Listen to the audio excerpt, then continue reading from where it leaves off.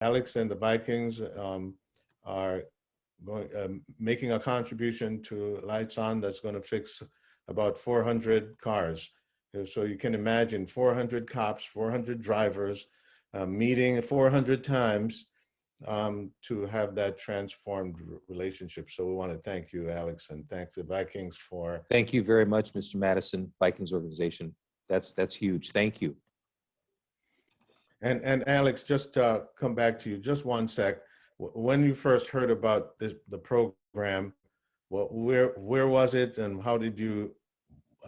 Because you're here, so we know you like the program. Just tell us a little bit about that. Well, we do a lot of things through our social justice committee, where we come together and we discuss a lot of different things that we hear about in the community, great things that are going on in the community. And for us, you know, we try and allocate funds to some of the things that we really believe in. And Lights On is something that I definitely believe in. And even just learning more about it through hearing you guys talk about it and discuss the things that you're doing even currently and going forward, it's even more inspiring. Just the fact that, you know, they're putting the effort and the time and energy into the small details. I always believe in the details of things, and that's what's gonna make this world a better place, is we fix the details. And that's what Lights On is doing. And I think on a grand scale, it's gonna be something that fixes the details. And so I really applaud you guys for that. And I'm excited to see the future, what the future holds for Lights On. Chiefs and police, all of you police on board here, if in your experience of Lights On, what difference has it made, is it making for your city and your cops' experience? Lights On has given us an opportunity to provide hope to many in our communities of color that have been struggling. It's given us an opportunity to provide hope to them, and it's changed lives. And in a time now where trust and legitimacy with police departments and communities are at a tipping point, this is so vitally important for us. And it can help us start the dialogue. It can help us start the conversation. And so I'll stop there, but I'm a huge proponent of it. Thank you, Chief. Thank you very much for those words. Chief Tate, now you have a racetrack in your town down there, and we know that you get a lot of visitors. So how is it impacting your community and your officers' experience? Yeah, when it comes to the true impact of this program, I don't think I'm over-exaggerating or overstating this when I say that, you know, it has had a profound impact on how we interact with each other. It's changed perceptions and changed the outcomes of these traffic stops in a positive way. And I feel confident can say that definitively because I've seen it with my own eyes.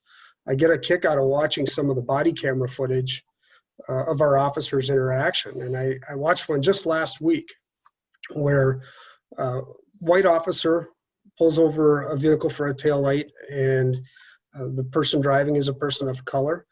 And he was not happy about being pulled over. The officer didn't do anything wrong, was very courteous. The young man's mother was sitting next to him, or he might have had a few other words for the officer pulling him over, but there was definitely tension there. And the officer comes back, he hands the driver's license, proof of insurance over, and then he hands the Lights On voucher. And you can just see from that driver, his shoulders kind of come down. The tension is absolutely cut. The dial is way down. He says, thank you. And this driver, who again, clearly wasn't happy about being stopped, reaches out of the vehicle and initiates a fist bump with the officer, smiles and says, thank you very much.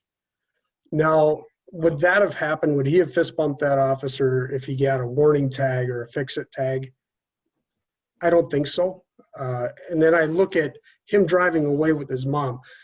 Most people aren't going to just drive away from a traffic stop and never tell anybody. He's going to share that. And with his mother there, the whole family's going to hear about this stop. Mm-hmm. So what's that conversation like now compared to if he would have gotten a ticket or a fix-it ticket, something like that, compared to how he got that Lights On voucher?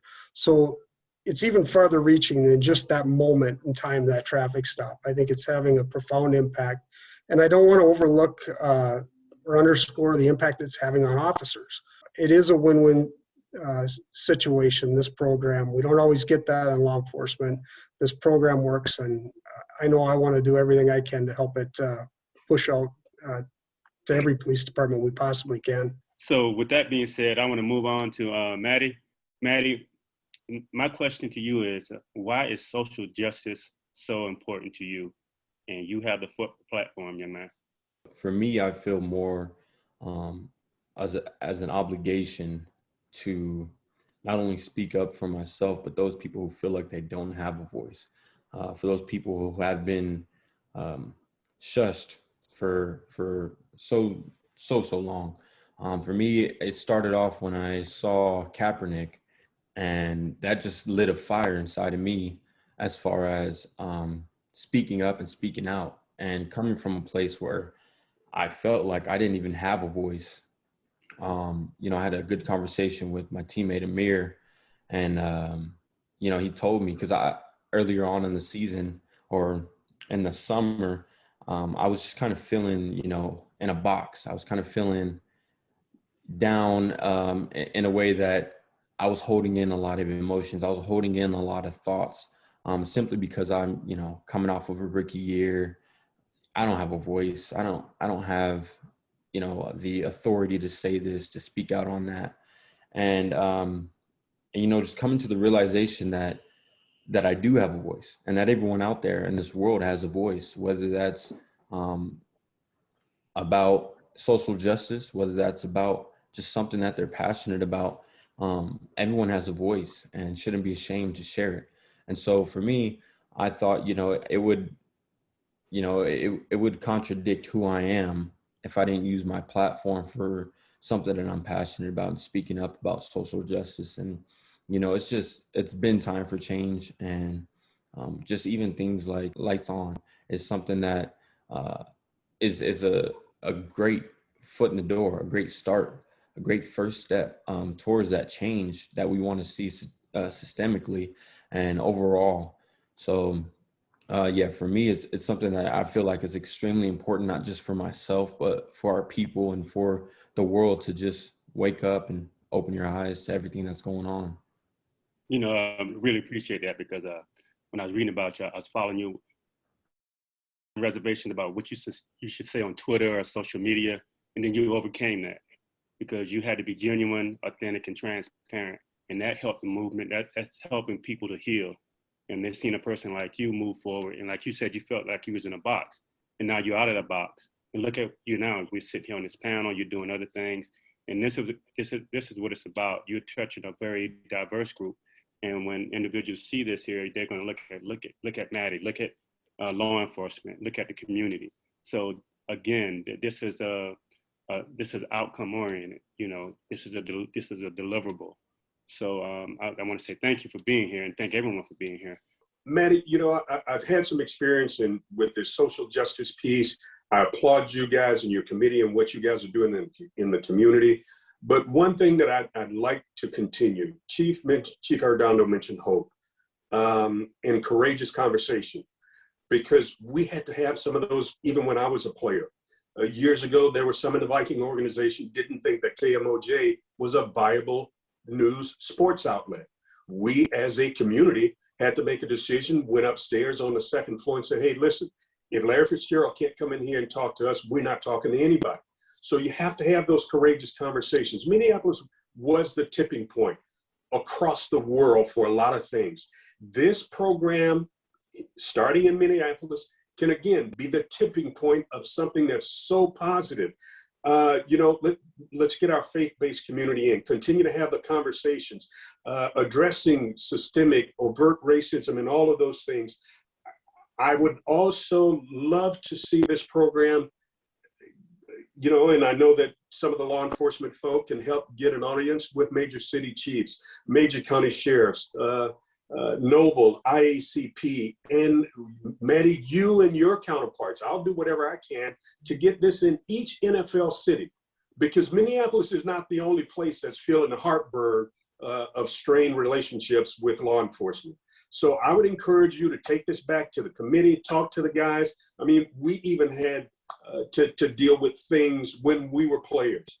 The letters that we would get, I don't know if you guys are still getting them now, you know, the racist letters, you know, go back to Africa, Jungle Book, you know, all of the negative things that we had to overcome, but we overcame them by having continued courageous conversations. And that's what this is going to take. And I think you got a tool like Lights On that can really, really not only help the state of Minnesota and our community, but also across the country. And Alex, you're the youngest dude on this whole panel here, and you're probably feeling like, you know, there's so much experience here and so much wisdom, and you're just starting. But I want you to know that if it weren't for you, this would not happen.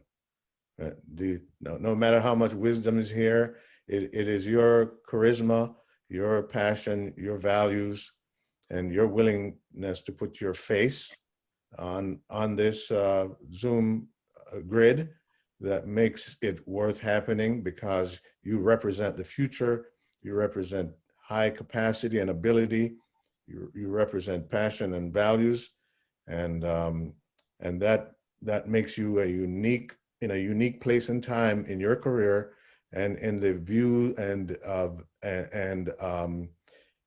in the value of the community that consumes sports. And so you're the guy. You're our guy, and we value you, and we want to encourage you to keep the faith, because you will continue to do this. You didn't take the knee, but you picked up where the knee left off, and you're carrying it forward, and you're spreading love and kindness to the whole nation. So if you have anything else to say, we'll hear it. Yeah, thank you so much. Man, I can't say enough how inspired I am just to be a part of this, and just to hear everything about Lights On, and the future of it is extremely bright. I can tell, and I'm all for it. I'm behind it 100%, and it's inspiring for me to continue to do work. For your kind words, thank you. I'm growing in wisdom. I'm growing in life experiences. So for me, it's just going to continue to be even more for me, as far as stepping out and like you said, picking up where that knee was left off. And you know, we're only getting started, and with Lights On, it's one step forward, and we're going to continue to try and take multiple strides forward together as a community, as a whole. I like to say, I'll leave one thing so you guys can kind of have in the back of your head, that if this world was anything like an NFL locker room, or at least the Vikings locker room, where, you know, there's people from all different walks of life, white, black, whatever it might be, poor or not, all different types of walks of life. And we all come together for a common goal, as family, as one, as brothers. And we walk out on that field together.